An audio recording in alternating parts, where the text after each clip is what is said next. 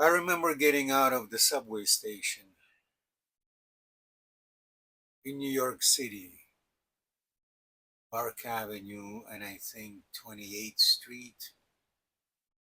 It was March 1973. Everything looked gray. And I said to myself, after looking around, I hope I don't have to live here for the rest of my life. But what I realized that everyone,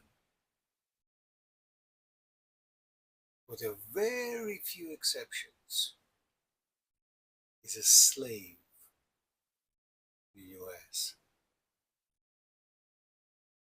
a slave of money.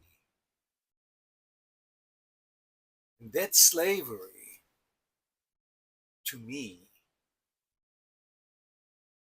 was a lot worse than not being able to freely speak, express, write, and read whatever you want. That slavery penetrated every, so to speak, cell in your body. We could get together in the Soviet Union, a bunch of friends over dinner, uh, talk politics, say whatever the hell we want, drink vodka, sing sad songs, and cry. This was, by the way, the idea of a good time. I remember my first party in the US that I went to, everyone was laughing. And I found that insulting. How dare they laugh? What is there to laugh about? You guys are slaves. Your lives are miserable. Don't you see that? I went to a deep depression. I made very little attempt in acting to be an actor again, and that door was shut for me. Shut, closed. No way. Nothing. And then I went to Plan B. I became a hippie. And with the two Russian friend of mines, we head out from New York to California. All kinds of stuff went on the road. The two other friends of mine brought a lot of guns, ammunition. They said we have to fight the rednecks and hillbillies. I just wanted to be a hippie. The distribution of wealth in this world, on this planet, is an embarrassment to human civilization in the 21st century when one person has $1 billion and billion people don't have a dollar. Hippies seems to be don't care that much about making more money and making more money and making more money. They cared more about peace and love. So after I painted the van, and with two of my friends, we went cross country, California. And as I said, all kinds of adventures happened. The van caught on fire. At some point, we put out the fire and kind of like drove the rest of the way in like burned van, almost like in Planes, Trains, and Automobiles movie with Steve Martin.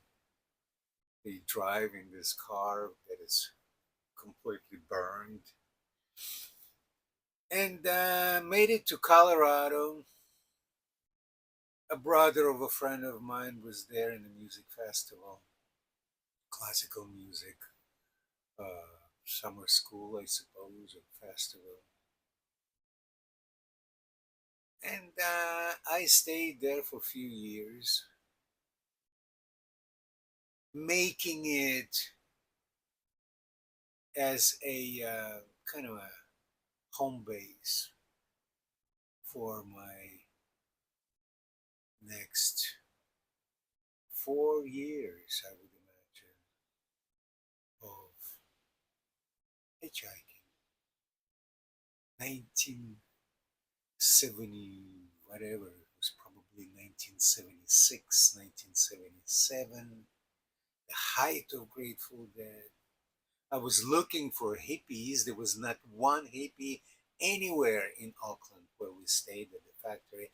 In the whole of San Francisco, my being there, I haven't met one hippie.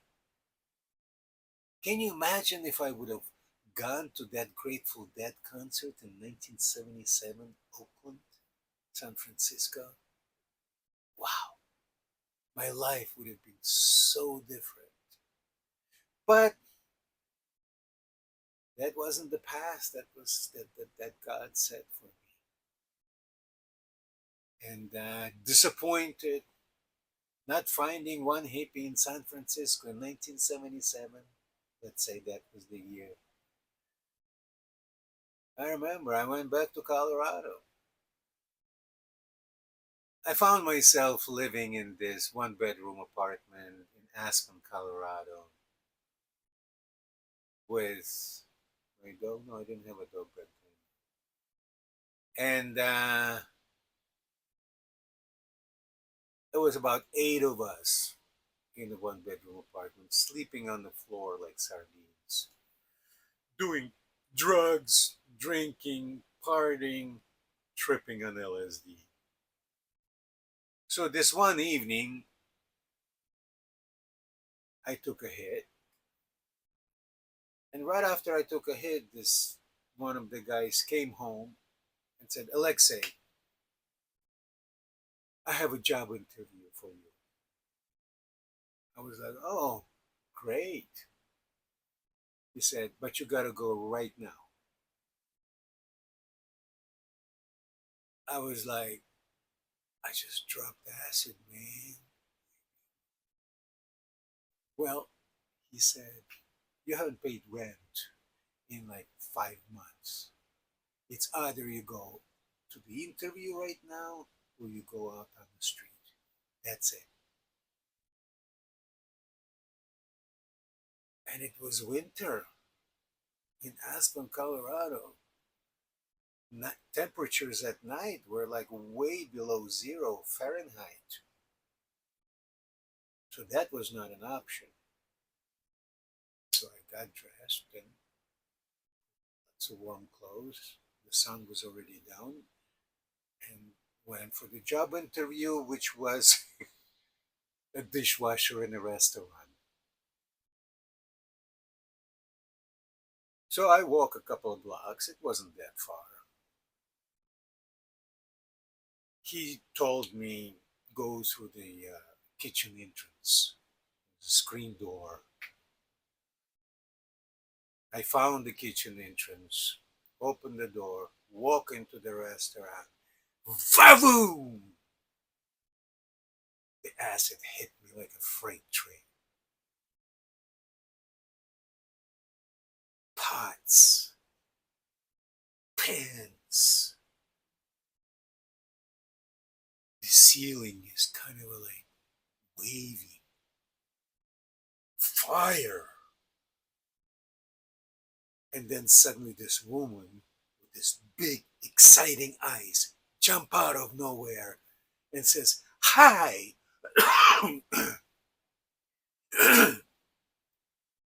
said, "Hi." She said, "What's your name?" And I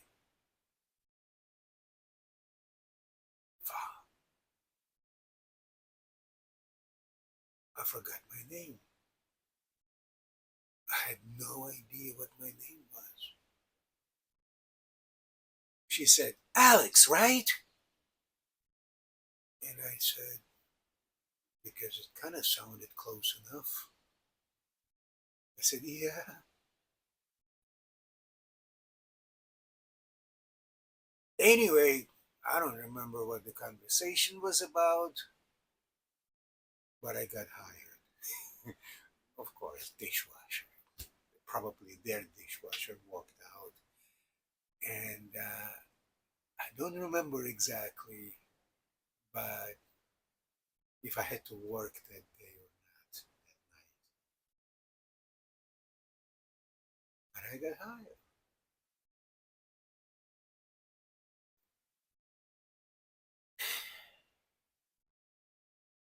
Yeah, those were the days. To be continued.